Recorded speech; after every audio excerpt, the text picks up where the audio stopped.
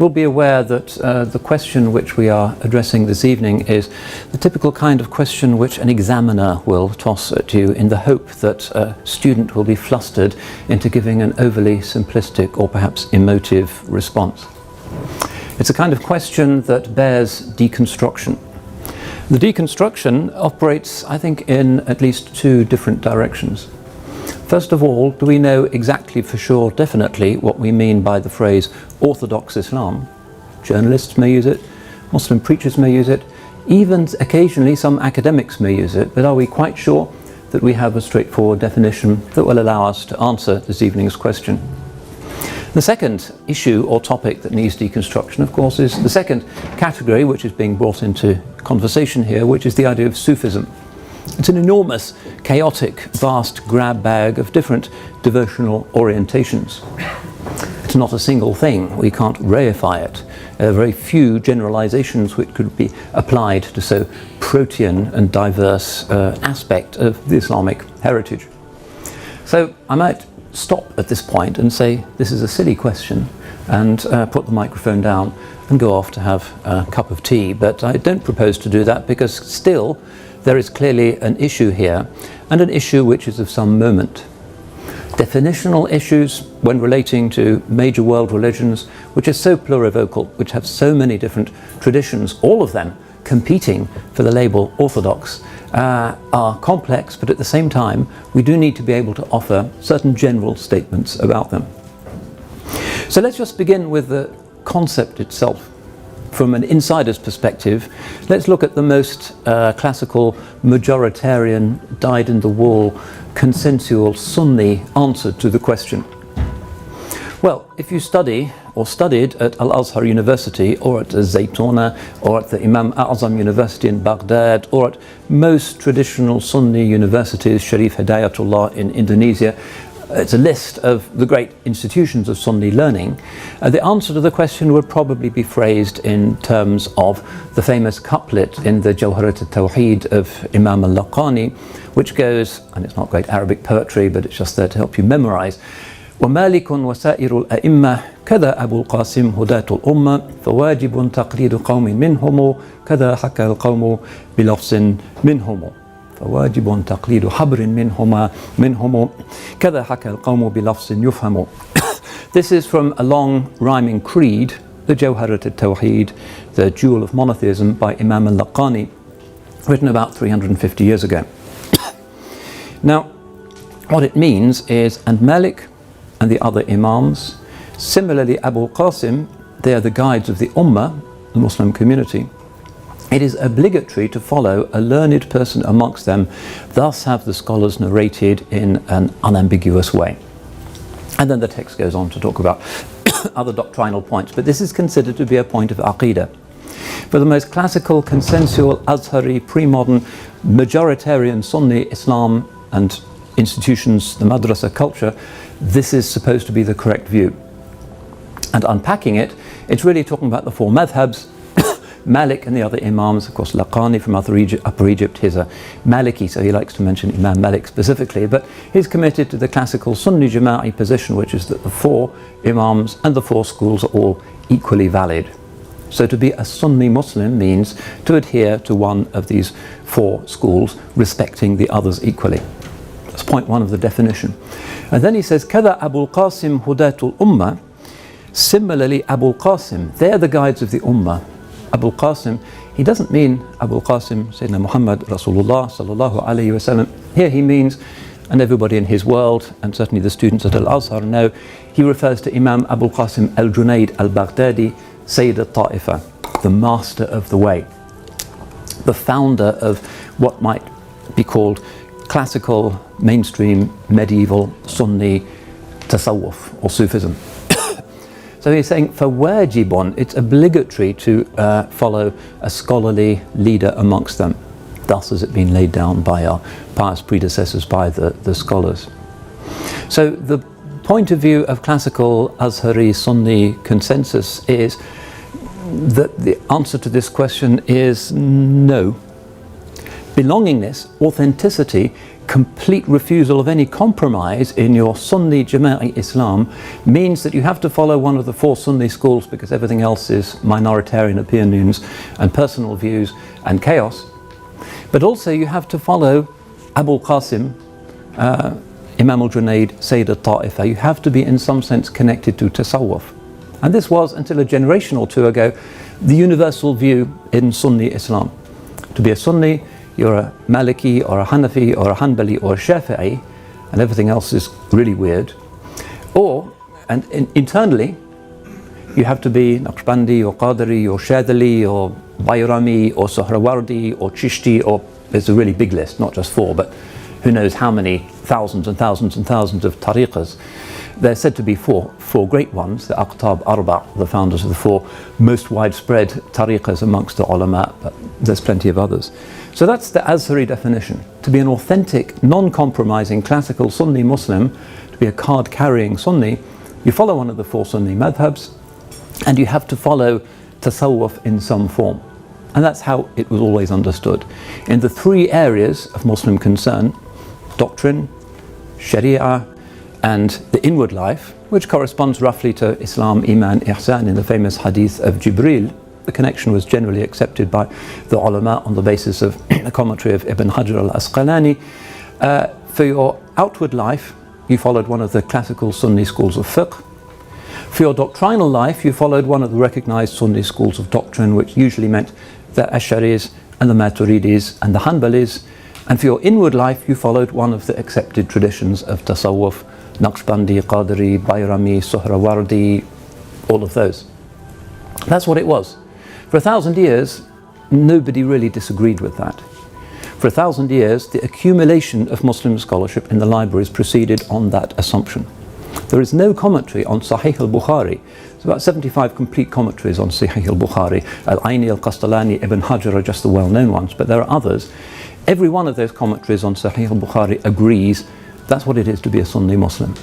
In other words, you follow one of the four Sunni madhabs, you follow one of the accepted Sunni tariqas, you're an Ash'ari, you're a Maturidi, you're a Hanbali. The consensus of the commentary tradition on Bukhari is that. And similarly, Sahih Muslim. Similarly, the great works of tafsir. It's a remarkable, crushing majority or consensus that we find, which is why we call Sunni Islam not just Sunni Islam in our own tradition, but Ahlus Sunnah wal Jama'ah, the people of the Sunnah, because our ultimate point of authority is the Holy Prophet, alayhi salatu wasalam. We're not going to accept anybody's interference with that. And also the consensus of the scholars, not just my view of what the Sunnah might be, opening the pages of Sahih al-Bukhari and deciding how to pray, but thousands upon thousands upon thousands of purified souls and great scholarly minds discussing what the hadith means and telling the ummah what is the most likely interpretation. And that crystallizes out as the four Sunni schools.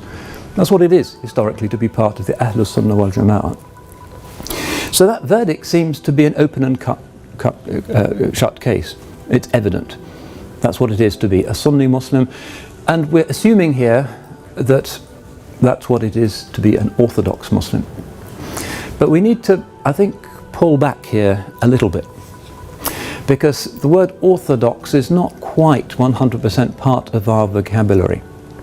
We need to be very careful, particularly those of us who are trying to express Islamic knowledge and Islamic perspectives, perhaps for purposes of da'wah, in the rather unfamiliar and sometimes inimical semantic landscape of modern Western Islamic studies. It's a paradigm shift, it's a culture shock that we have to engage with when we go into the modern libraries and read about Sharia and Muslim doctrine and Tasawwuf and those things. It is not a comfort zone for Muslims, and the Orientalist project is certainly not designed to be a comfort zone for Muslims. But this category of Orthodox, what are we to make of it? Is there a straightforward translation? Sunni Muslim equals Orthodox Muslim. Well, let's unpack the word. Orthodoxy, certainly a Christian term. In the Jewish context, it is used, but in a very, very different way that probably isn't useful to us either. Because orthodoxy in Judaism, as it came to constitute itself as a response to certain reformed tendencies in Judaism from the 18th century onwards in Europe, represents essentially a view of the authoritativeness of Scripture and the ongoing bindingness of Joseph Caro and the basic principles of traditional, classical, hyper-conservative, not to use the current term, institutionalized, spiritualized Judaism. However you characterize it, orthodoxy really doesn't mean belief so much as it means what you do with the halakha or the Jewish law. So that's not necessarily the way in which we Muslims are going to want to use this word. But do we want to use it in the Christian sense? Orthos, doxa, it's Greek, right or middle teaching. Not belief. Doxa doesn't really mean belief, it means teaching. In the Christian context, right belief is determined by a teaching institution, a magisterium, an ecclesia, a church. So the right teaching in the context of Catholicism is that which is delivered from the magisterium of the papal curia in Rome. That's how you know what is Orthodox Christian teaching, the Orthodox belief on the Assumption of the Blessed Virgin. The Orthodox teaching on the Trinity, it's determined centrally by Rome. In the Protestant churches, it's a more complex category, and sometimes they may not use this word very much. In Eastern Christianity, it's used differently as well because it's really not a very centralized type of religious tradition. But in the context of Islam, clearly when we speak of Orthodox Islam, we're certainly not using the word in the conventional Western sense, which refers to a median or an authoritative teaching in the sense that there is a magisterium, an authorized college of cardinals that can discuss and rule on questions of religious moment, because Islam is not hierarchical in that sense. There's no Muslim Vatican. There is no institution that lays down, in some sense, infallibly or implicitly infallibly correct doctrine. So is this a usable term? We Muslims use it a lot, but sometimes I wonder whether it doesn't impose a certain Christianizing bias that then causes all sorts of unnecessary difficulties for us. It's always best if we use the indigenous Islamic terminology, which here is in the Arabic, Ahl Sunnah wal Jama'ah, the people of the prophetic precedent and of the consensus of the community. So, using that definition, let's now consider what we mean by the other element in our equation or in our polemical question. We've already said Orthodox Islam is internally differentiated. If you define it as doctrine, it's the Asharis who have some differences with the Maturidis, who certainly have some differences with the Hanbalis, and even within those schools, the early Asharis are not really the same as the later Asharis, the Mutaqaddimin and the Muta'akhirin, and there's many commentaries on the standard madrasa texts of doctrine where you find Maturidi views mixed up with Ashari views. It's complex. It's not a single creed, not a single kind of package of beliefs, the way that you will find, say, an idealized version of what the Vatican is doing in the context of Catholic Christianity. It's an orthodoxy, a correct teaching, if you like, but because the magisterium, the teaching authority, the cardinals are all of the muftis and the mujtahids everywhere, rather than a specifically delineated body of men in Rome, it's a much more diverse tradition. And this has always been the sign of Islamic authenticity, that it is of the Jama'ah. In other words, it's a conversation, an ongoing, accumulated wisdom based on discussions and arguments and polemic and fraternal remarks discussed in commentaries and amongst Muslims in their meetings for hundreds of years. That's what it is to be part of the Ahl Sunnah wal Jama'ah. So this category is not entirely invalid for us, but we have to be aware that we're talking about a tradition whose authenticity has always self-defined in terms of a plurivocal diversity. That's just the nature of the tradition. And we find Imam al-Shatibi in his comments on the istidlal, the way in which truth is deduced from the text of the Quran and the Hadith, noting that the texts themselves are sometimes difficult to understand. And the reason for this, when Allah subhanahu wa ta'ala could have expressed himself in ways that might have been easier to interpret, the reason for this is because this ikhtilaf and this ummah of conversation and divergent opinion is something that is to be one of the special features of this ummah. That this diversity, this fraternity in difference, is part of Islamic authenticity. The tradition is not to be monochrome, it is not to be monolithic, it is not to be totalitarian. And if you look at the great Islamic civilizations such as the Ottoman Empire, Mughal India, the Shaybanids in Central Asia, those great moments of Islamic power, strategic power, military power, cultural power, economic power, moments of great pride, civilizational excellence, you will find that in every case that was based on what from a Western perspective might seem strange, which is a plurivocal religious culture. The ulama, the muftis of Istanbul, took a wide range of different perspectives, even though officially committed to the principle of Hanafi Ifta and Maturidi Kalam. It's always been a sign of the strength of the ummah that this necessary diversity within this large grab bag category of Orthodox Islam has underpinned. Underpinning the moments of greatness in our civilization is the existence of and the fluorescence of a wide range of different perspectives. And wherever there have been moments where a single totalizing totalitarian interpretation has been imposed, such as, for instance, the Muwahhideen in Spain reacting to Christian incursion, a moment of fear and anxiety, the human psychology that wants a simple, single explanation of religion because we feel that religion is a kind of refuge for our identity in threatening and scary times. And this is one of the impulses behind what we understand nowadays as fundamentalism, another alien term that I don't really think we should be using very much without severe caveats, that in times of turbulence and rapid change, people tend to move away from an understanding that the ummah is defined in terms of multiple voices and towards a fearful anxiety about the possibility of an eternal Islamic pluralism. And we see this again and again in our civilization, where people are threatened and feel threatened, they tend to retreat into totalizing and totalitarian univocal images of Islam. And you can see this today in the Islamic world everywhere, and the psychology is evident. Like a hedgehog, when it's threatened, curls up in a ball and gets very prickly. The ummah, when it feels strong and successful, it is expansive and open, and a wide variety of opinions are regarded as being part of the healthy, normal life of the class of ulama. This is a pretty consistent rule throughout our history. So, Orthodox Islam, all right, but it's not like the orthodoxy of very many of, say, the traditional Christian churches. There's no inquisition, apart from anything else. There is no organization that can step on your toes if you step outside the line. There may well be forms of social ostracism. There may well be strong condemnations from other scholars, but generally we find that the Sunni Jama'i Islam has been self-regulating without much interference from the state, which is always pretty clearly differentiated from the class of ulama with which it often has a difficult relationship. Very unlike the classical arrangement in, say, Byzantine Christianity or most pre-modern Catholic monarchies, where there was a very close symbiosis between the priesthood and the monarchy, with the priesthood crowning the monarch and the monarch presiding over all kinds of ceremonies. In Islamic civilization, that model is quite different, quite alien.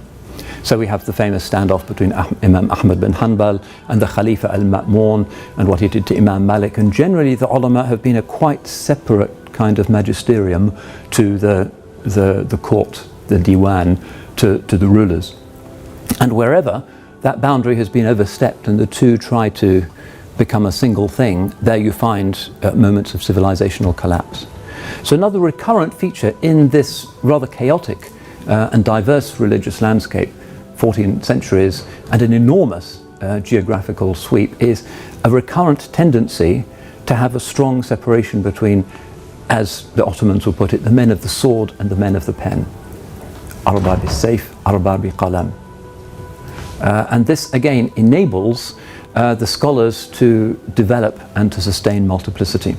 And the classical works on usul will advert to this. And this is one of the unique features, I think, of Islamic civilization. We don't find it so much in imperial China, for instance, where again the mandarinate, which is essentially the equivalent of a kind of clerisy, a bureaucratized clerisy, very close to the imperial setup, and the examinations for the mandarinate in Ming China and the Tang dynasty were extremely strict, and you had to conform to a certain set of beliefs in fine detail.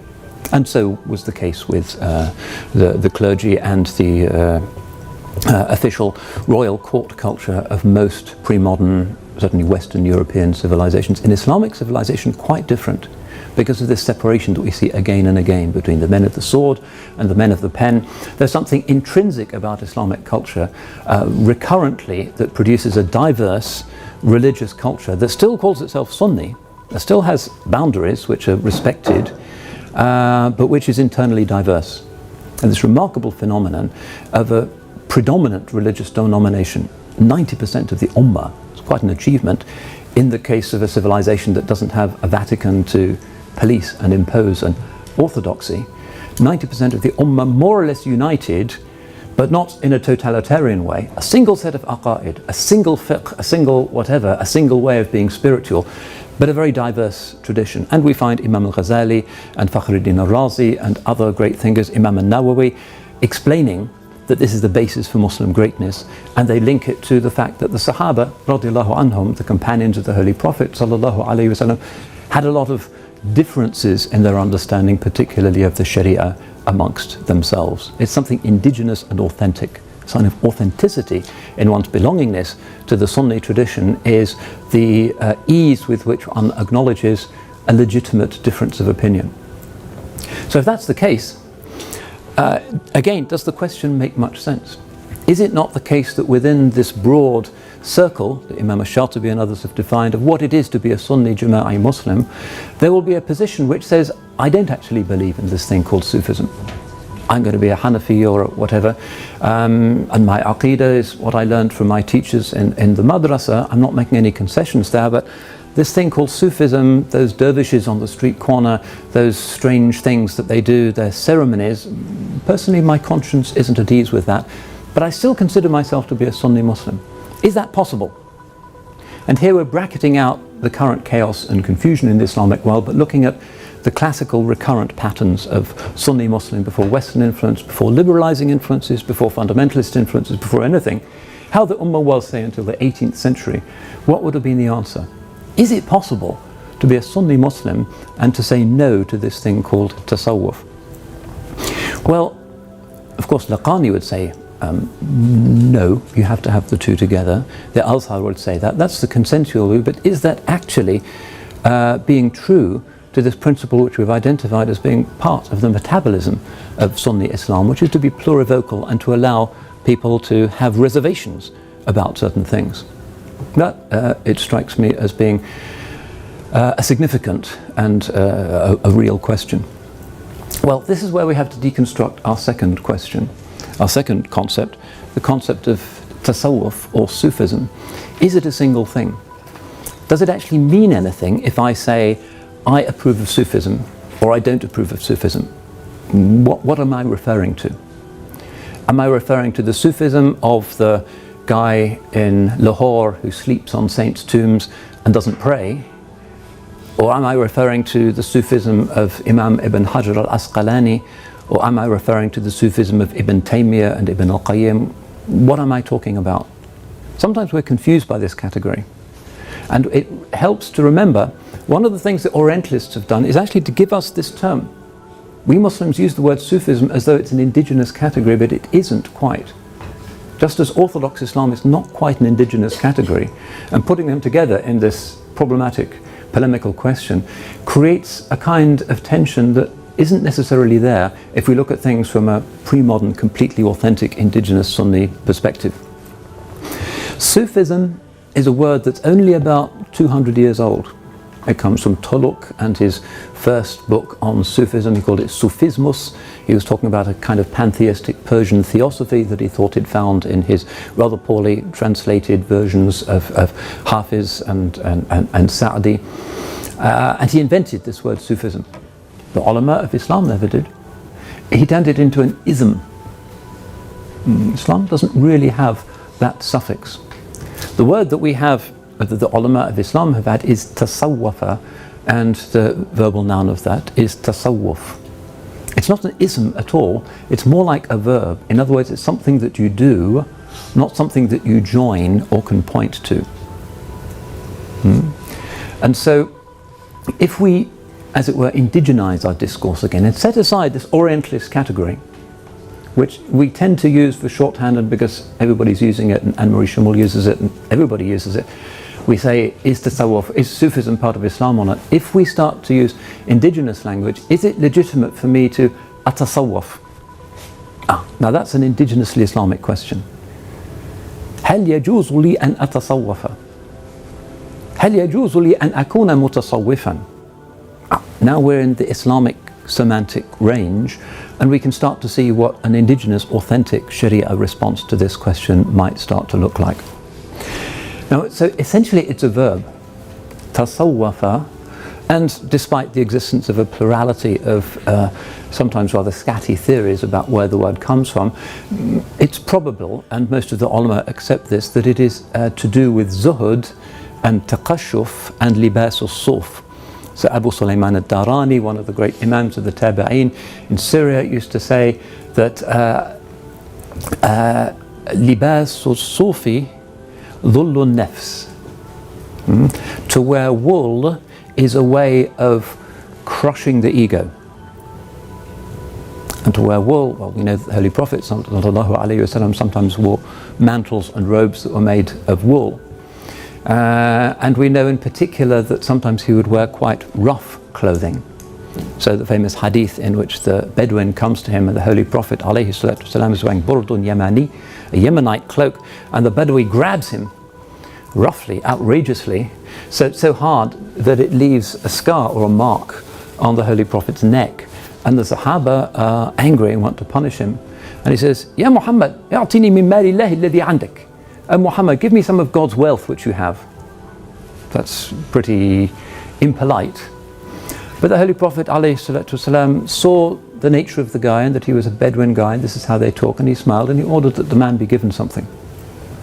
But the point here really is that even the Holy Prophet ﷺ would wear this kind of garment, and very often we find in his life real zuhud, real asceticism. The fact that he didn't have a door to his house, but just a piece of sackcloth. Imam Samhudi talks about the house of the Holy Prophet ﷺ, and it is humbling. No windows, no windows.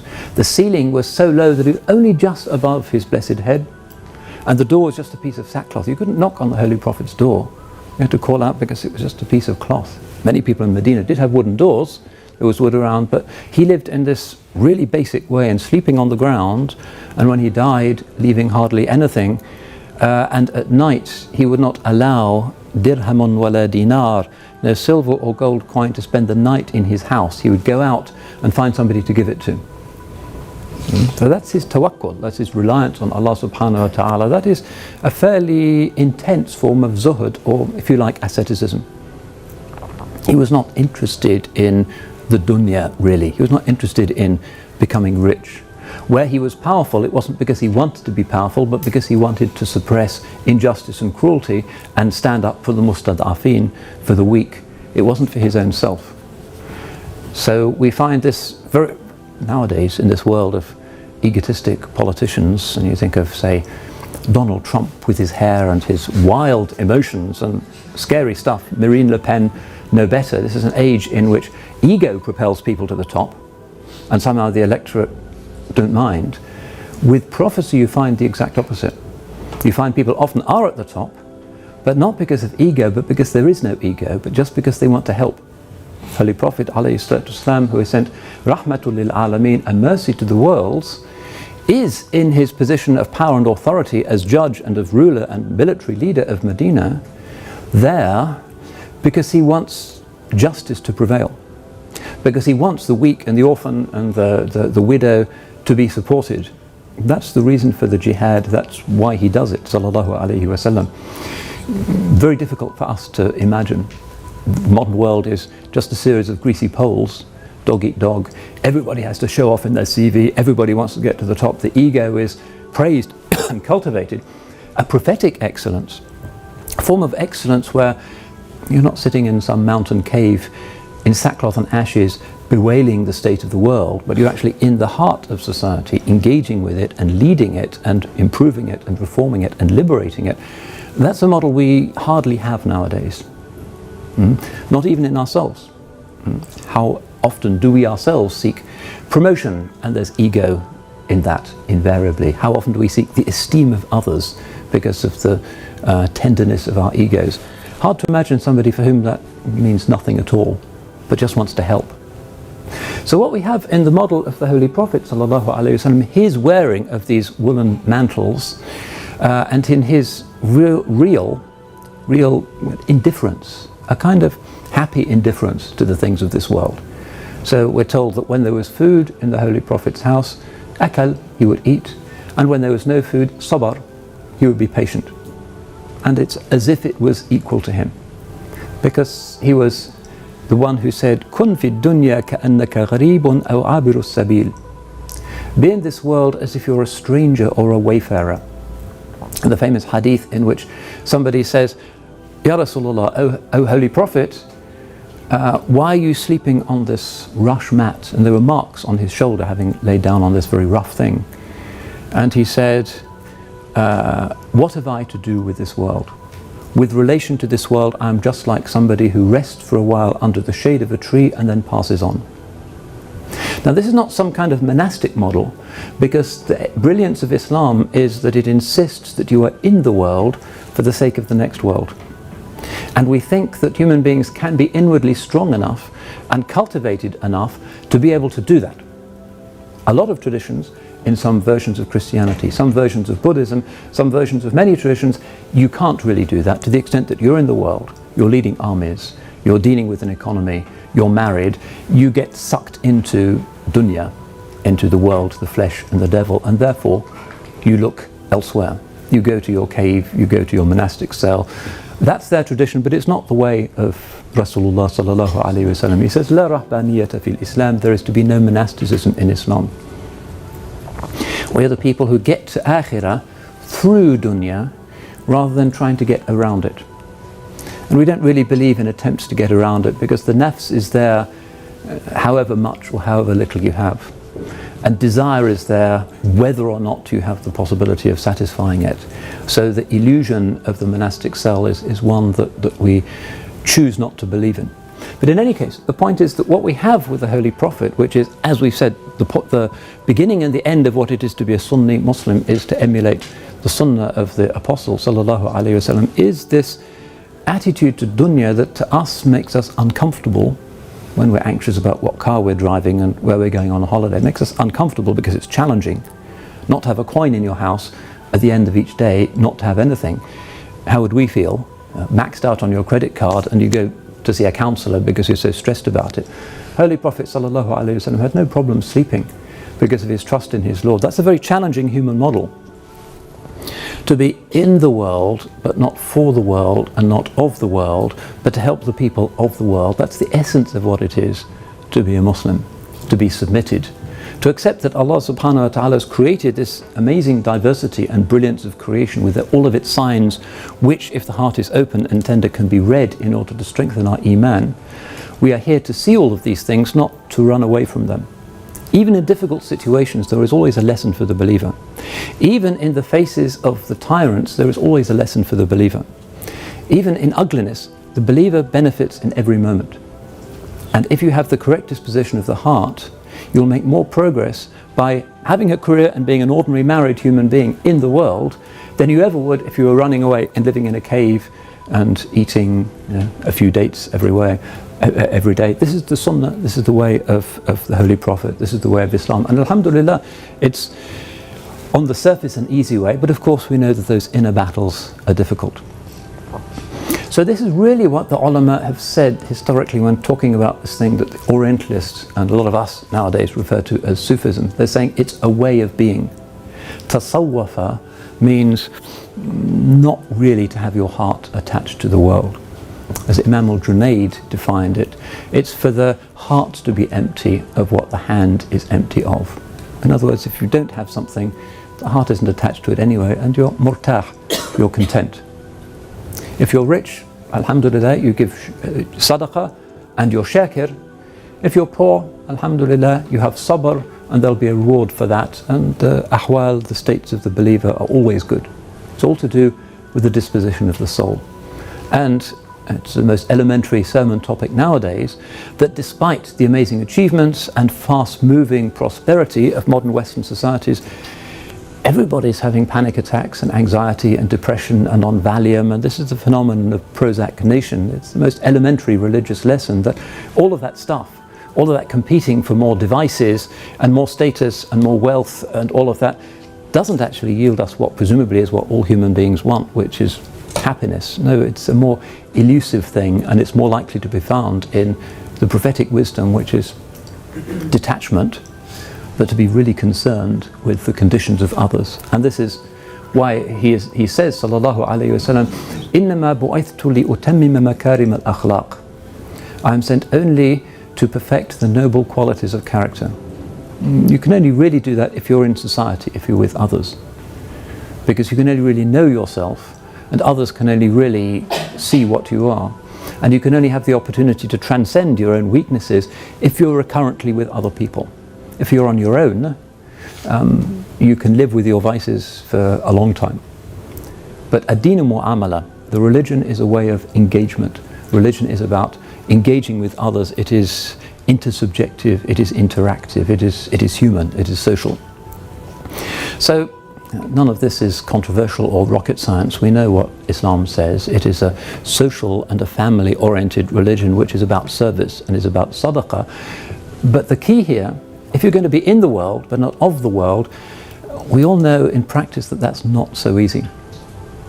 You get the letter from your boss saying that you've been promoted, or you see that you've just come by a large sum of money, and for the ego, for your sense of your own magnificence, not to be puffed up in that moment, that's quite difficult. That's really difficult. To be at your graduation day, you're getting your BA for instance, and as well as being grateful to Allah for the opportunity to please your parents and to serve society, you feel really great about yourself. Well, a certain modicum of self-esteem is necessary for our continuation. That's not a problem. We shouldn't see ourselves as being miserable worms, but it's all too easy for the heart to be hardened. And that's really what the ulama are referring to when they say tasawwafa. In other words, outwardly, do it, whatever's halal, be in the midst of society, that's the way of Islam. But inwardly have that detachment and that eye which is always looking for people who might be in need of service. And if you travel with traditional ulama, you'll see a lot of this, and I learned a lot when I was able to travel with my teachers. That wherever they would go, they would kind of not just space out or play with their phones, but they would be looking for human situations where they could intervene in a helpful way. Somebody who might have some misunderstanding that was causing them suffering, and just without reproaching them, just a little droplet of purity into their internal lives at that moment that solves that particular problem. And it's a very beautiful thing. If you see the students of a great, say, commentator on hadith who knows this art, tasawwafa, and I've been with people who administer their wisdom exclusively through the teaching of hadith. This is quite common in our tradition. And the teacher is constantly scanning those who are present and really knows them well. And unlike the modern university setting where if you have issues you go and see a tutor or a counsellor, but it's got nothing to do with a lecturer who's just there to stuff your head with information and to get you through exams. Now in the Islamic vision, everything is integrated into a single person who is actually there not just to turn you into a more successful wage earner, but to turn you into a better human being. You can imagine universities really having that as the central intention. Hard to imagine nowadays, but this is how it used to be. And that individual scanning all the faces out there, not just for who is not paying attention or who is playing with his phone or who isn't there, but rather who actually needs some help. Looking at the body language, who seems to be distracted, who has attention span problems, who is looking sick, who is not there, and then finding out, and therefore being a spiritual father to the student. That's a very beautiful thing. And such people tend to be loved. They're like second parents. And to have somebody like that is the greatest gift. Somebody who doesn't just give you good revision tips, but somebody who actually solves your problems and cares for you and about you. That's the essence of education. And that's how things used to be. And that is not ilm al-hadith and ilm al-tafsir and ilm al-aqaid, but it's ilm al-tasawwuf. That's how we call it traditionally. The reaching into the soul of the shagird, of the pupil in the madrasa, by the compassionate teacher. That's what we mean by tasawwuf. What we don't mean is what a lot of Orientalists, a lot of Muslims who are following certain Orientalist translations into Arabic in the 19th and 20th century have kind of followed in the 20th. To believe in Sufism, that doesn't really mean very much. Sufism is not a doctrinal system. Sufism is not a set of practices. Sufism is exclusively defined as the compassionate engagement with another human being in his subjectivity as a way of bringing oneself out of the self and out of egotism. That's all it is. But what it doesn't mean is Sadr ad-Din al-Qunawi and the theory of Wahdat al-Wujud, the unity of being. He was into tasawwuf of a certain kind, but that's a particular Gnostic tendency and a particular point of view that has to be subject to the scrutiny of the ulama like anything else in the ummah, and on which there is a long conversation, and that's part of the diversity and the richness of the tradition. But Imam al-Junayd rahmatullahi alayhi defines it quite simply. التصوف خلق فمن زاد عليك في التصوف زاد عليك في الخلق أيضا. Tasawwuf is good character. So whoever improves your character has improved your Sufism. That's what an indigenous definition is, not an Orientalist definition, not a modern polemical definition, or not the Iranian definition which really problematizes and sometimes persecutes tasawwuf, but the indigenous definition is simply transcending yourself and applying that inner dimension of the sunnah. So Islam is to be a total package, not just for what you do with your body, which is the fiqh, or what you do with your mind, which is the aqidah, but something deeper still. Your consciousness, your internal subjectivity, your ruh, your nafs, all of that needs to be purified. Anybody who doesn't think that they need sorting out in their internal lives really doesn't have too much self-reflection. That is a necessary discipline. And when the ulama say فَوَاجِبٌ تَقْلِيدُ حَبْرٍ مِّنْهُمْ, they mean it in a shari'i sense as well. Because if you look at the books of Usul al-Fiqh, the books which explain in extraordinary detail sometimes the rules whereby the Sunni legitimately deduces the rulings of the Sharia from the Quran and the Sunnah, and it's really complicated because the text sometimes is really complicated and Arabic is really difficult, and you have to use all kinds of rigorous methods of deduction rather than just saying what you think it means, that the first thing you have to get a handle on is your own self-awareness. Because ultimately these things are about theory choice.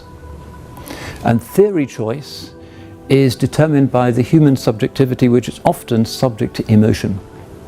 And this is fatal. The Holy Prophet ﷺ says, لا يقضي القاضي وهو غضبان. A judge should not give a verdict when he is angry. We can see why, but that is the case, and it's also the case for fatwa.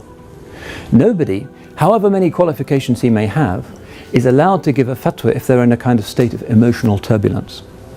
And this, it seems to me, is part of the tragedy of the ummah nowadays, which is that instead of setting aside the lower tendencies of envy and fear and anxiety and rivalry and the stuff that every one of us, including myself, have within ourselves, to identify it through muhasabah and self-knowledge, and putting it in its box and stamping on it and keeping it out of the way of dealing with the Quran and the Sunnah, instead we open the sort of box, the Pandora's box of all of those afarit, all of those demons, and they're the ones that sway us when we reach for particular fatwas and options.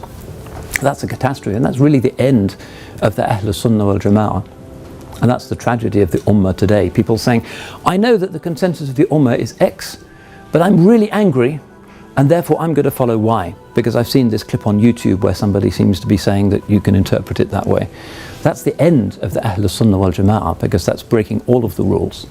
And the reason for that is lam yatasawwaf, that individual has not worn the prophetic robe, the robe of not really being interested in dunya and being in complete control of emotion, not in some kind of stoic philosophical way abolishing emotion, because that would be inhuman, but instead to have it all in due balance and the ego to be disengaged.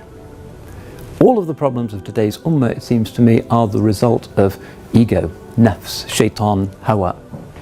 And when that gets into the driving seat in religion and its institutions, then you have a kind of inversion. Instead of religion becoming the symbol of everything that brings hope to humanity and a symbol of that which is 1,000 times better than the sort of mega consumer turmoil that the world is now trapped in, instead of it being a symbol of beauty and openness and something ideal, it becomes simply a mirror to the envy and the anger and the viciousness of the souls of the people who now think that they're in charge of the texts.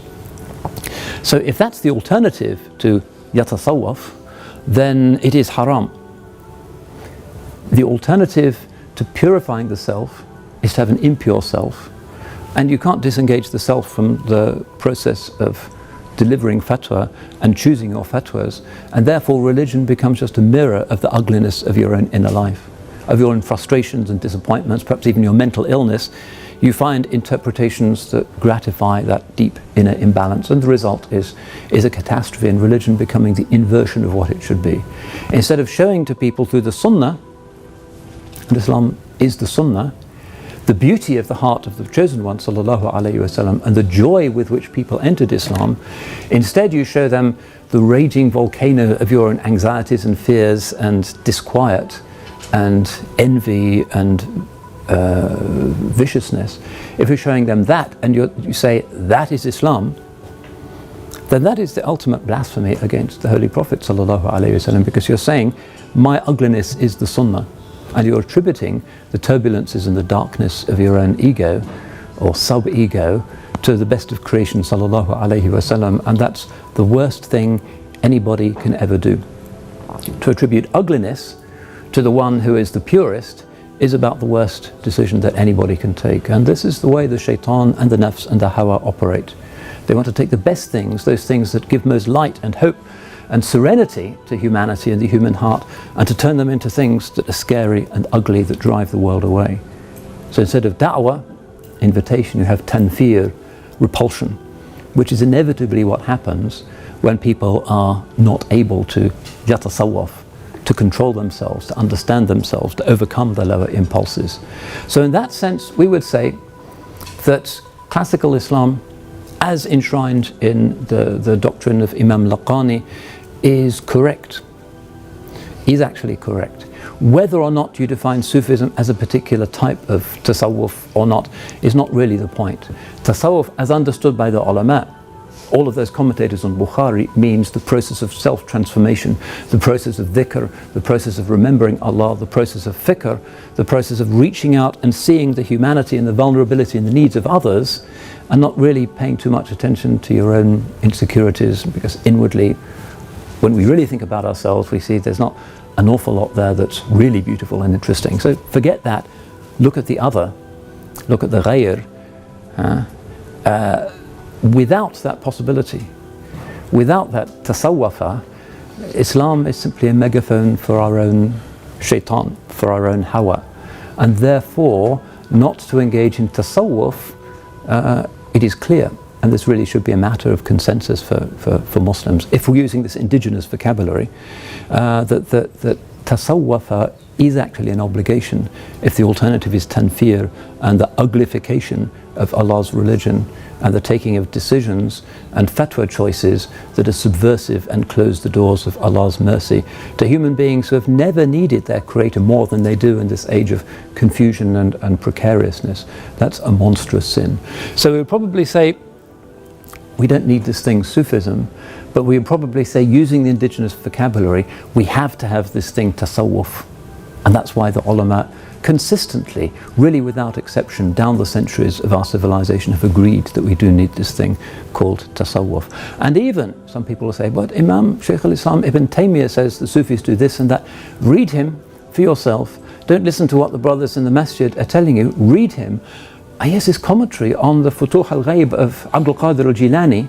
He loves Abdul Qadir al-Jilani. Case closed. Who is a Sufi if not Abdul Qadir al-Jilani?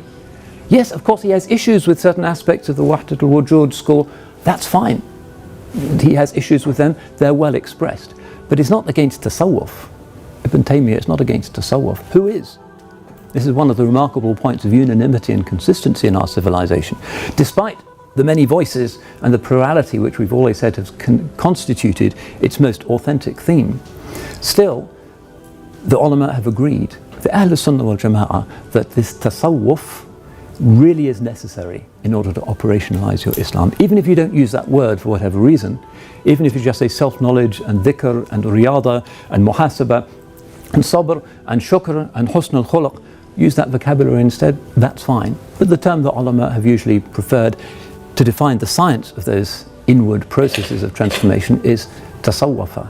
So we would conclude that Islam can do without Sufism, but Sunni Islam is constituted by having tasawwuf at its heart, and without it, it will have no heart. So I think I've come to an end of the time that's been allocated to me, but I think if the sister would like to share, is it Anna, is that right? Yes. Anna, okay, if hand the mic over to your capable hands, and I think there'll be an opportunity for questions at some point. Yeah. Very happy to answer any queries people might have. Bismillah.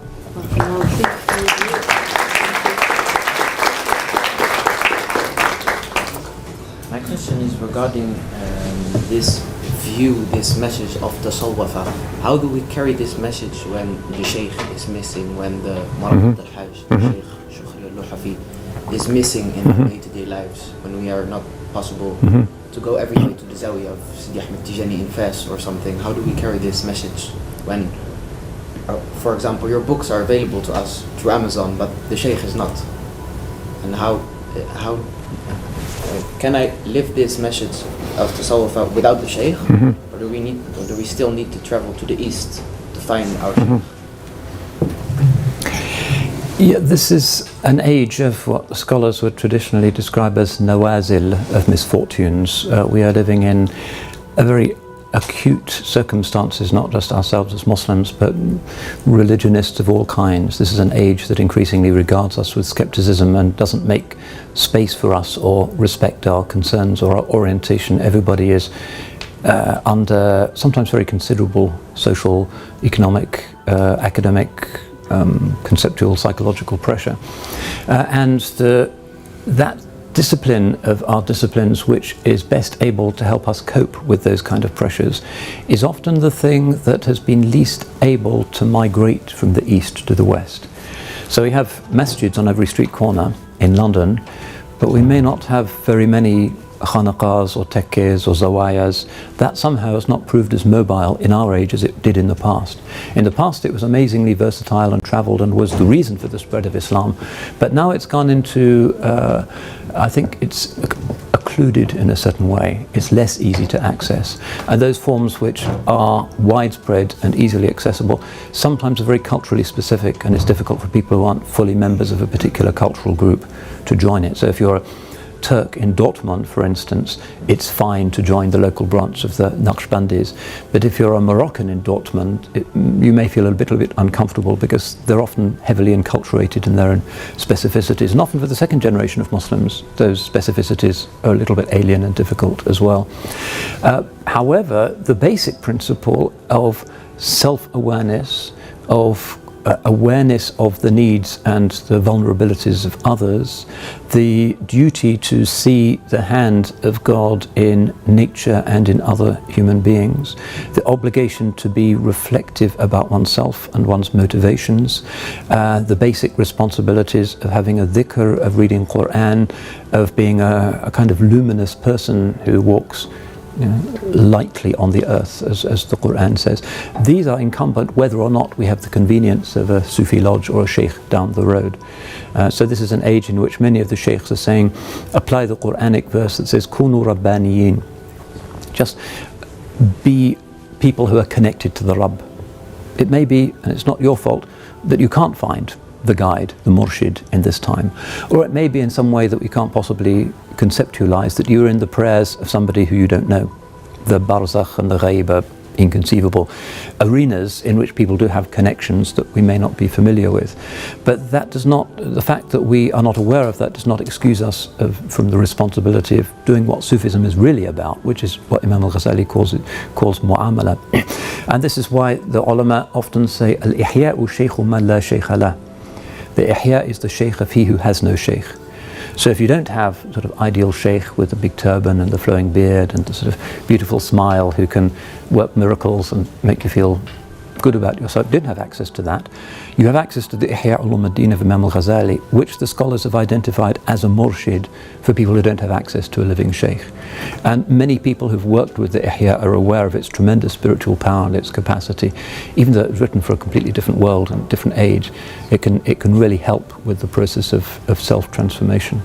So these are difficult circumstances, but we also need to remember the divine mercy and the divine justice, that even a small step taken against the kind of riptide of modern materialism and negation is an amazing thing.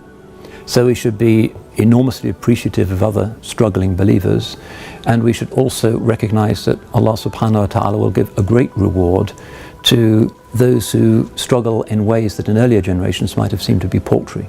You don't do your tahajjud, you don't read much Quran and so forth, you're still trying to hold on to your prayers and to eat halal and to do those basic things.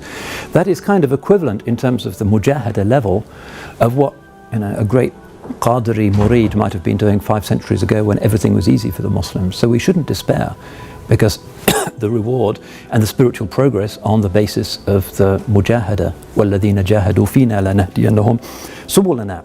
Allah says it in Surah Al-Ankabut. Those who struggle for us, we will guide them to our paths. So we must never take our feet off the pedals. We must constantly be striving, and we know what's right and what's wrong. And in every situation, we can determine what we should be doing and what we shouldn't be doing. There's no context in which we can't be looking out for other people to help. There's no context in which it's not right to help parents, for instance, or young people. There's a lot of tasawwufa that we can be doing even if we don't have the sheikh, that makes it a lot easier. And Allah, in His omnipotence and generosity and mercy, is perfectly capable of granting people the highest degrees of wilaya and closeness to Him any way He pleases. And it may be without bay'ah, without having a sheikh. He's capable of connecting us to Him as He pleases. Yeah.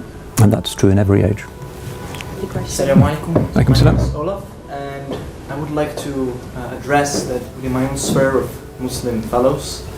There is sometimes a sentiment that they want to live in a caliphate and they want to be protected by Sharia, this blasphemous society, as they would say. But then I always pops in my mind, like, did you forget the Constitution of Medina that codified equality for all races, religions, humans, or the legal concept of Hurriyat al-Qawl, which is freedom of expression, or Shura, which means that Islamic leaders should consult the public in their affairs. Or maybe even more important, Abu Bakr, that said in his moment of inauguration, oh people, if I'm doing right, support me, but if I'm doing wrong, correct me. I think it doesn't matter if we call this a caliphate or a constitutional state, but we share these values, only they are not implemented properly, since Muslims are not treated justly right now. And the only way to solve this, I think, is through the heart and by love. But what is your view on this? It's not polarization or successionist ideas. What do you think about it? Well, Islam is a political religion, and every human being, not just Muslims, aspires to live in a political order where their own values are respected and implemented. That's a universal and legitimate human requirement. At the risk of straying somewhat from the main topic of this evening's lecture, one would simply point out that Khilafah is there by the acclaim of the scholars. If the scholars don't accept somebody as being Khalifa, then that person is not Khalifa. And the scholars will only accept somebody as Khalifa if that person is implementing the Islam of the scholars, which means not some individual full of white-hot rage following the American destruction of Iraq, but somebody who is in control of their emotions, tasawwafa, who recognizes the weakness of the people of this age and reaches for the most compassionate of the available fatwas rather than the most extreme and the most outrageous. That's the sign of the authentic khilafah. That which reaches for the most extreme is automatically discounted as being a legitimate member of Sunni Islam. So every Muslim has to have the aspiration, and it's there in the books of Aqeedah, to live in a just political order, one that implements what God truly wants for the earth. But that has to be on the basis of what the Sharia truly is in this age, which represents something that has to acknowledge people's weaknesses. people find it hard to wear even hijab nowadays. If you're trying to impose the niqab on everybody and beat them if they don't, that's just not the correct fatwa, and the scholars will not acknowledge that. So this is an age of taysir, an age of takhfif. So in the Ottoman Empire in the 16th century, Imam Birgivi, his book Tariqa Muhammadiyya, and some of our Turkish brothers will know this, it's very popular in Turkey. Birgivi was known as a kind of rigorist scholar. He was associated with the Qadizadeli movement, which was unhappy about public wine consumption and things. He was not a soft touch. But in his Tariqa Muhammadiyya, he says, regarding fatwa choice, وَإِيَّاكَ ثُمَّ إِيَّاكَ وَالْأَخْذُ بِالْأَحْوَطِ فِي الْفَتْوَى فِي هَذَا الزَّمَانِ. He says, beware and beware again of taking the more precautionary fatwa in this time. Why? Because people are so weak. And he quotes the fatwa of Qadi Khan, which is a collection of fatwas from several centuries earlier. That's the normal way of the ulama. In terms of public law, in terms of what you expect of human beings, you have to follow the lightest possible interpretation of the religion. And he was a rigorist in an age in which Islam was flowering. This is the age of Suleiman the Magnificent and the greatness of the Ottoman Khilafah. That's the wisdom of traditional Islam, because it's based on compassion and a sense of reality about where people are.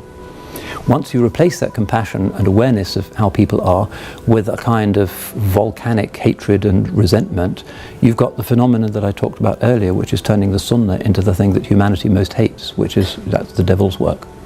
So that would be my response to that. Of course, we have responsibilities as members of civil society here, and there's da'wah imperatives for operating as sort of constructive, law-abiding members of civil society, and that's the consensus of the ulama in the West, as far as I can see. We're in an age of turbulence, precisely because of the absence of this tasawwufa, that people have enthroned their rage where compassion and wisdom and detachment ought to be. And that's the opposite of the Khilafah principle. Because Allah subhanahu wa ta'ala characterizes himself as being Arhamar Rahimin, the most merciful of the merciful. And those people seem to have abolished that divine quality. It doesn't seem to enter into anything that they do. So that's not Khilafah, that's not being being Allah's Khalifa in his ard, in his earth. That's a kind of alternative, dark principle, very, very subversive. But I just to preclude any other questions, because this is an important question, so I've dealt with it, but I'd be grateful if we could prioritize questions that are directly related to the subject of the lecture, lest we move into a kind of free-for-all. My question was actually how to learn to love yourself without being attached to the self. Yep. Well, that's sort of the heart of the problem, isn't it? I mentioned that concern for others and being doubtful about one's own motivations is a virtue that should not drag us down into a state of complete self-hatred and despite. That's not how Allah subhanahu wa ta'ala wishes his servants to be. There is a certain way in which dignity is important to our psychological constitution and to the proper operating of society. And so we find that the principle of ird is recognized as one of the 5 maqasid, or purposes of the Sharia. And ird means something like honor, an old-fashioned word, but it's the essence of what we're looking at here. One has to be legitimately regarded as a person of honor, and insults are a kind of defamation of one's honor, the honor of one's family and neighborhood and religion. These are legitimate concerns. So the Holy Prophet ﷺ says something like, كُلُّ الْمُسْلِمِ عَلَى الْمُسْلِمِ حَرَامٌ دَمُهُ وَمَالُهُ وَعِرْضُهُ.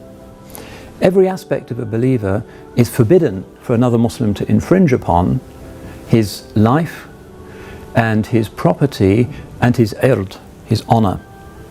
So you're not allowed to take somebody's property, you're not allowed to take somebody's life, you're not allowed to take away somebody's honor. So that, in contemporary jargon, means that we have the right, or even the duty, to have a kind of self-respect, but not in terms of my great CV, or how wonderful I look when I get up in the morning and check out the mirror. It's not about that. It's about gratitude to Allah subhanahu wa ta'ala at having been given life and the capacity to make choices in the diverse marvels of creation, and it's about shukr. So how one differentiates that legitimate self-esteem, if you like, from an egotistic self-esteem is a very subtle thing, and you have to be extraordinarily careful in assessing yourself and in looking at your attitudes. And this is the virtue that the ulama refer to as muhasaba. Constantly checking out your intention, constantly wondering why you're doing certain things.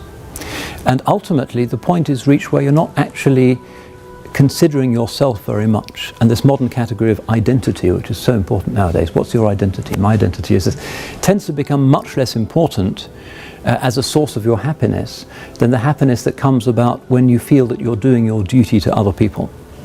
It's Aristotle's definition, after all, of happiness. Happiness consists in good tasks performed well. Not in indulging yourself or feeling great about yourself in some way, but in doing your duty in a decent way. And to the extent that you're doing your duty, which means engagement with others, then you'll find that sense of inner security that a lot of people tend to look for nowadays in terms of self-awareness and self-esteem and self-discovery and going to mindfulness courses and these sort of borderized versions of Eastern spiritualities that are taking the place of what a traditional religious muhasaba, whether Jewish, Christian or Muslim, used to be, and really not particularly effective in many cases.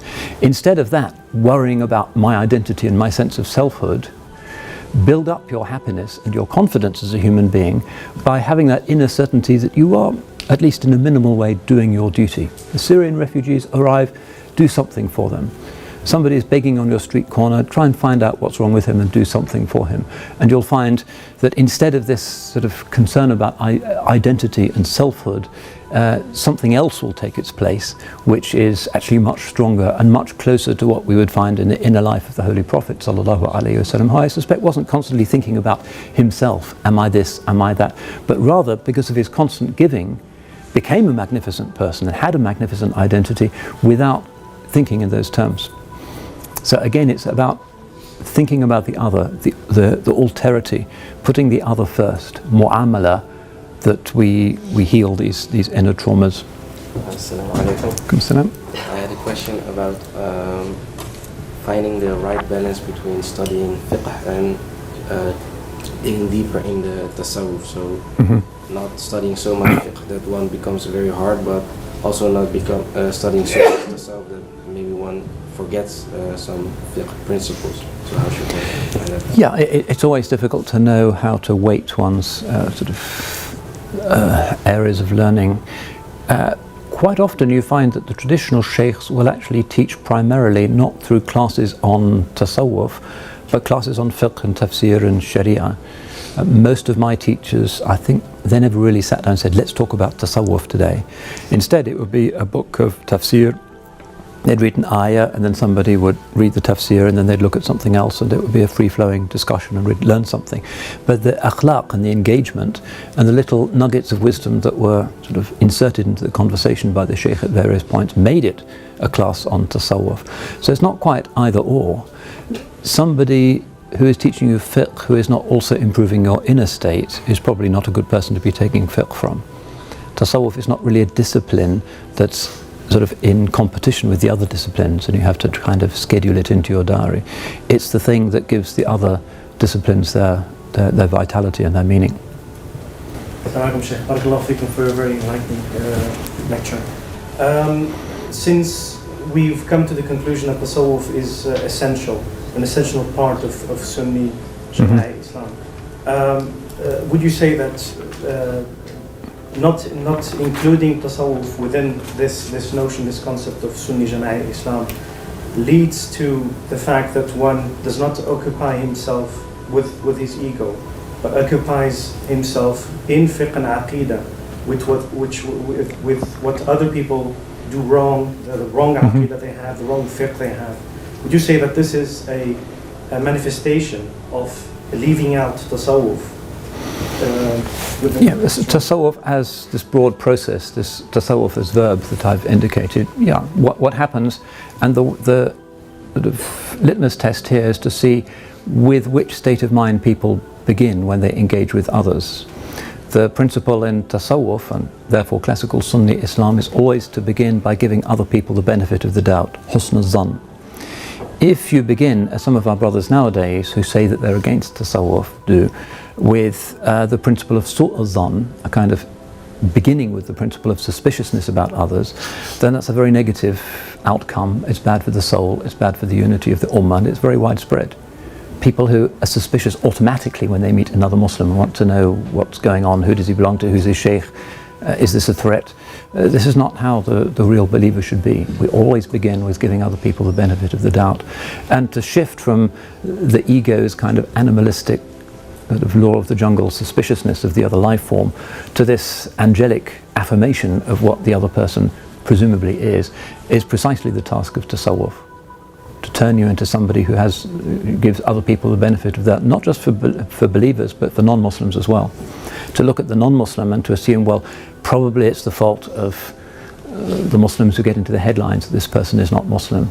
Maybe it's not their fault, maybe it's the fault of the ummah. To turn it into a form of self-accusation and humility is a sign of spiritual health. But to say, dirty kafir, he's got a dog in his house or whatever, is the sign of the undisciplined, non-tasawwuf ego that is likely to be very fractious, divisive, and unfortunately we see that all too often. It's the nafs ammara bisu', the lowest self that's always commanding evil and what's ugly in each situation. Hello, my name is Hans. Thank you for your inspiring lecture. I have one question. You said, okay, without Sufism or the concept of Sufism, Islam does not have a heart. It reminds me on the writings of Rashid Rida 100 years ago. He was very critical about Indonesian way of being a Muslim. Millions of Muslims over there were kind of spiritual Muslim. How do you clarify that?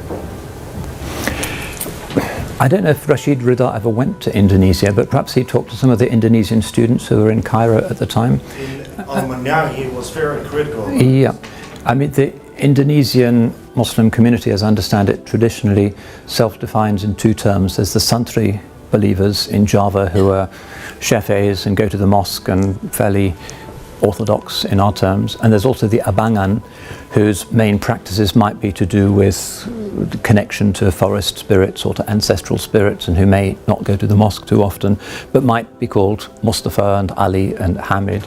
And that historically is the majority of the Indonesian population because of the process of recent Islamization and the immensity and the complexity of the geography. So I myself would say that something that self-identifies as Islamic but is involved in a lot of spirit possession and witchcraft and magic and sort of fear-inducing types of religion and straightforward superstition is probably something I would disapprove of as well. Because one of the gifts monotheism has is to take people away from a world in which people are casting spells on each other and placating scary spirits out there, and brings them into a world where they believe in one divine principle who is benign. And if you look at the history of Christianization in England, for instance, and you look at what the pagan life was actually like for people, and ordinary families before Christianity, despite the church's many sins, still they've been brought out of an image of a world that essentially was shaped by endless contests between dark forces into a world in which ultimately the author of the world was characterized by love and compassion, which is an enormous sea change. And Islam has historically slowly been bringing that gift to places like Indonesia, places in Africa, Asia and elsewhere. So it's quite possible I'd actually agree with Rashid Rida on that point, although maybe not on everything. If you actually engage with a really traditional, despite the modern sort of fashion for paganism, but a real pagan context, if you actually look at the faces of some of the sort of West African masks that are on sale in some of the art shops in Amsterdam for amazing prices, and you think about actually what it does to the soul to regard the unseen world as being populated by things with faces like that, and what it does to children, for instance, it's not spiritually healthy. And where monotheism comes and does away with that and says the world is the work of a beautiful and loving and compassionate God who one day wishes to bring us all into his embrace, and magic is a thing of darkness, there is an enormous moral, metaphysical, intellectual gulf between indigenous paganism and what monotheism can bring.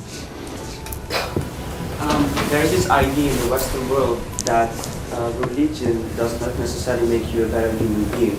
And I read through Sartre's essay, Existentialism is Humanism, and he said that without religion, you can still be a good person, still form your own ethics, universal ethics.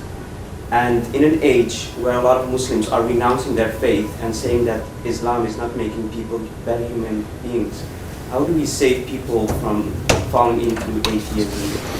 Well, they need to look at some of the sort of serious atheists to see the difficulty of generating a consensus about what a completely secular ethics would look like and whether it actually makes sense if you're thinking that what really constitutes our humanity is not that we are in the image of God, but that we are the consequence of a billion years of the blind evolution of organisms based on a principle of completely merciless natural selection. These are two very different bases for constructing a moral system. And usually the people of that type who are fed up with religion or with Islam are fed up with the kind of extreme takfiri Islam that is guilty of atrocities. They're not really talking about mainstream Islam. In some cases they may never have encountered it. So usually when people become atheists, it's because they've never actually encountered real Islam or real Christianity or real Judaism, but are just in a state of disappointment, depression, anger. They've read the wrong kind of literature. They haven't been exposed to the real theological and poetic and spiritual richness of those traditions. Usually atheism is a choice made as a result of sort of psychological despair and ignorance. Not always, but in many cases it is. My question is with regard to the kind of different tariqas which emerged historically. And you make regarding Muslim civilization a distinction between the men of sword and men of pen. Mm-hmm. But if we look at the emergence of different tariqa within Islamic history, then we see that it was actually the collision or kind of cooperation or kind of getting together of these two categories against which different tariqas actually emerged. Or in certain cases, like in Indian Sarhandi case, for example, it was against the kind of secularism which Akbar has developed at that time. So in that sense, that emergence of different tariqa is actually historically it is a kind of opposite movement. It has developed against certain forms of orthodoxy or certain forms of heterodoxy, against which these different tariqas has emerged, and the different schools of thinkings of tariqa has emerged, and how to link that with what you say about the earlier times of emergence. Can you just repeat the question? Yeah, this is a question about how Sufism historically fits into this pattern that I've identified of there being a clear distinction between the people of the sword, the rulers, and the people of the pen, the ulama, and sometimes Sufi orders emerging in response to or in opposition to an undue closeness between the sultan and the ulama in an attempt to re-spiritualize or re-energize the charisma of religion. Sometimes this happens, and one thinks that it should be happening nowadays, and that the young Muslim response to, say, the phenomenon of court scholars in places like Egypt or Saudi Arabia or other places where the government is involved in outrages of various kinds and the scholars are taking their salaries and kind of being quiet and telling everybody to be moderate. The correct classical Sunni response to that would be a Tawbah type movement, a movement to turn away from such entanglements, a movement to repentance and to dhikr. And that was historically the reflex of the Islamic world when confronted by that kind of trahison des clercs. But that's not the option that many young Muslims are taking nowadays. The option they're taking nowadays is not, let's overcome the ego, but the ego is on fire, so let's go and shoot a policeman or something. which is a completely post-classical, non-Sunni reflex. So it is an interesting question. I'm not sure I have a clear answer to that as to why in our circumstances those who are not happy with the symbiosis of state and mufti are expressing their discontent in terms of a kind of Hanbalism on steroids, a kind of intensified literalism, rather than, as their ancestors would have done, through joining a tariqah, purifying themselves, engaging in inward forms of futuwa, assuming that it's only when society is purified that the sultan and the ulama are going to see sense. That's maybe the most critical question in the modern Islamic world. Why do people reach for that terroristic possibility rather than the possibility that their ancestors of that age group would have reached for? That's a really important question. I have a question regarding the perennial philosophy and to what extent Sufism is linked to it, in the sense of perennial philosophy having the definition of all religions applying this universal truth to everything. Because Rumi, for instance, had Christian disciples, and you were talking about Islam being multifaceted in the sense of having all these schools, so attracting many people from all sorts of places. So what is your answer to perennial philosophy being linked directly to Sufism? I think there are a lot of modern intellectuals, and not just in the West, that are made anxious by certain absolutist and exclusivist claims made for Islam or for any other revealed religion that seems to discredit or belittle the aesthetic and spiritual and intellectual accomplishment of other traditions, and try to find in their own Islamic heritage some way of reaching out to affirm the autonomous validity of those non-Muslim forms. However, if we look at Rumi, for instance, who you mentioned, we also find in Aflaki's biography that he took the conversion of dozens of Christian priests and preachers. He was happy to have disciples. They were studying and they wanted to learn his way, but you only have to read his poetry to realize that it's about the Holy Prophet and the Quran, and it's very explicitly Islamic. So the fact that he took on Christian disciples and allowed them into his circle simply meant that he was a generous and hospitable Muslim scholar. It doesn't mean that implicitly he was validating the Trinity, the hierarchy of priests, the vicarious atonement and specific Christian teachings. There is an attraction, particularly for those who are repelled by modern sort of exclusivism and fundamentalism, in the idea that somehow all religions are pointing towards a single transcendent core. There is a difficulty, however, in that they are naturally mutually exclusive in some of their fundamental truth claims. So many Buddhists would say, Christians say there's a personal God who is love, who created the world. We don't believe that. The Buddhists and the Christians cannot simultaneously be right. The Jews would say the divine nature is ultimately simple, God is one and unique, and there's no internal differentiation in the divine nature. Whereas the Christian will say that is incorrect. The divine nature is characterized by triune deity. In the subcontinent, most people will say after death there is a kind of reincarnation.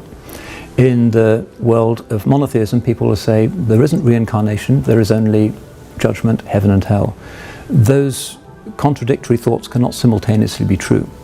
And if you say they're just relative, then you're in effect denying the religions the right to tell people what is the nature of reality in the name of some undifferentiated ultimate concern or vague, not even theistic reality or truth behind them all, which is not really any religion at all, but a kind of misty deism. So Sufism historically has been very Islamic in its insistence that the Holy Prophet is indeed God's true prophet to the world in this time, and his way is an all-embracing and inclusive and diverse way. And the Quran is at the heart of Rumi and is at the heart of Ibn Arabi. Ibn Arabi has himself some sometimes harsh words to say about Christian doctrines, like the doctrine of the Trinity.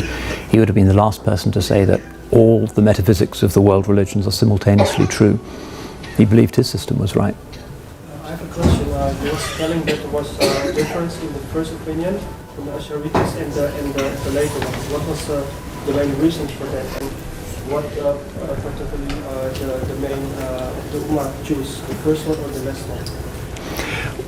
Well, this is a question about what's called the ancient and the modern schools of Ash'arism, the Mutaqaddimin and the Mutaakhirin. The watershed, for those of you who know the names, is roughly somewhere between the lives of Imam al-Ghazali and Fakhruddin al-Razi.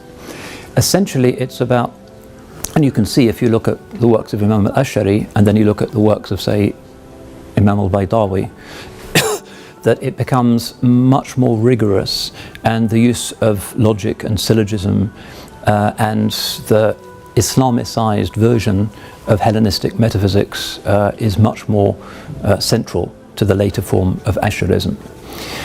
So in Baydawi's Anwar Tawali al-Anzar, which is one of his major kalam works, and there was a standard sort of Ash'ari kalam manual in most of the Ottoman madrasas, the first 3/4 of the book is just about metaphysical propadeutics. What is a thing? Is non-existence a thing?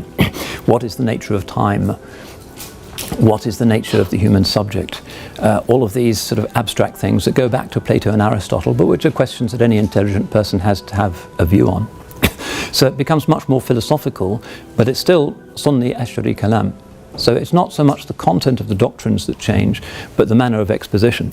It becomes much more almost mathematical in its precision, as part of its engagement with the Mu'tazila, who had critiqued Sunni doctrine for being rather subjective and weak, and to respond to that and to defeat the Mu'tazila, which the Ash'aris ultimately did do, they had to evolve this much more complex dialectical form of theology that becomes the norm for late Sunni Islam. There are one or two areas in which you could say that the emphasis does shift, not just the form and the manner of istidlal, but the content. So for instance, in the interpretation of some of the apparent anthropomorphisms in the Quran, Ar-Rahmanu ala al-arshi istawa, yadullahi fawqa aydihim. Does it mean God has a hand, God physically settles on the throne? What do these anthropomorphisms mean? The later Ash'aris generally incline towards a slightly more allegorical interpretation than the earlier Ash'aris, who adopt the famous principle, which Imam Baqillani in particular uses, of bila kayf.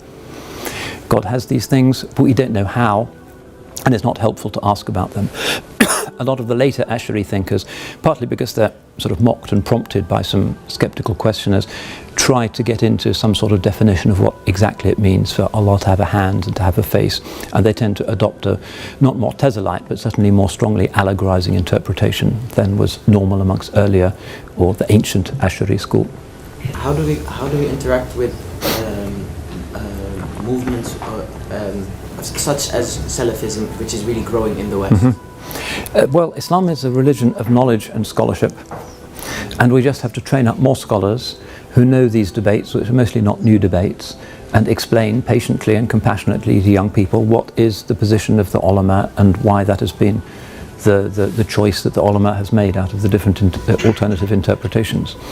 Otherwise one is just in a slanging match, and it's my emotions and my sheikh against your emotions and your sheikh, and that never comes to anything.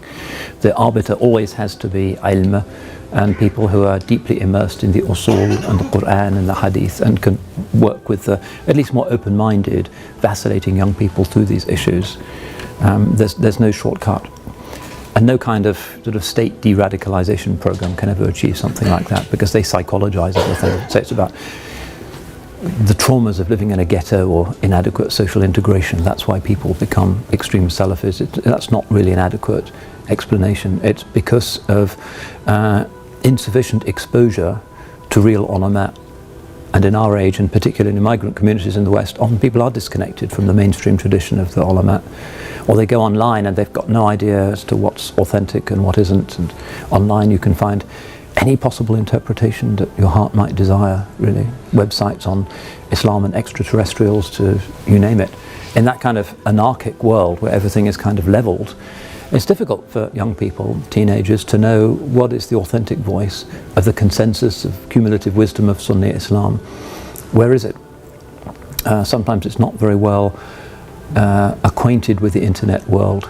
Sometimes it's the crazier voices that are more tech savvy and tend to preponderate in the discussions. So it's up to mainstream Sunni traditions and communities to pick their brightest, most energetic young people, girls as well as boys, to train them up so that they can engage in these debates, rather than allowing various ultimately non-Muslim agencies to try and arbitrate in questions of Muslim fatwa choice, which is really not it's not their right to do that, and they don't really have the capacity. They'll only make things worse in most cases. We have to put clear blue water between ourselves and those initiatives, because these are internal Muslim issues and aberrations, and others really don't have the right to tell us what is the correct interpretation of our religion. It's really not their business. But we have to do it ourselves by training up those young people, creating institutions, and showing people that if all of the commentators on Sahih al-Bukhari say X, and some young kid on a motorbike with divorced parents says no, it's Y, you have to get through to that person to explain that something is not very convincing about his choice. But you need the person who can actually explain that. And also somebody who has compassion and understands the mindset of the youth and is capable of spending a lot of time and expending a lot of emotional energy trying to befriend them and get to know them and to talk them through the issues. And 9 times out of 10 that's quite possible. It's quite possible because Islam is there, it's in the books, it's in the libraries, and what is in the libraries and the madaris is not what is in the minds of the crazy young radicals. We're not inventing something new, we're simply bringing people back to an overwhelming consensus, which should not be a difficult task. But we need people who have the academic skills to achieve that. Islam, religion of ilm. It's a religion of ilm. I'm currently writing my thesis, and I'm an English literature student. I'm going to look at how it is possible that Maulana Rumi has become the best-selling poet in the US. Right. And he's such a highly respected Sufi spiritual leader, and I'm about to look at how his Muslim identity is still kind of withheld in his English translations, and I'm wondering whether readers of his English, the English poetry, the translated works, really know Maulana Rumi the way we Muslims look at his works. Do you have any? Well, that would be an interesting ethnographic piece of work. I think the way I would take that would be to point out that Rumi's influence is actually not new. People are already familiar with that type of sort of passional, love-based religious discourse, Oriental mysticism, for hundreds of years. So Leonard Lewison recently published a volume of collected essays in which he talks about the very deep influence that Tasawwuf has had on European literature, from Goethe to Coleridge to most of the sort of great romantic poets of the 18th and 19th century, through translations into European languages.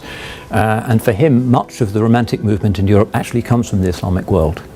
I don't think he's Muslim himself, but this is his conclusion, that the basis of the romantic re-spiritualizing wave in Europe in the 18th and 19th century against the mechanism and the secularism of the Enlightenment actually comes from the influence of Tasawwuf and Islamic literature. So Rumi is just the latest stage in that process.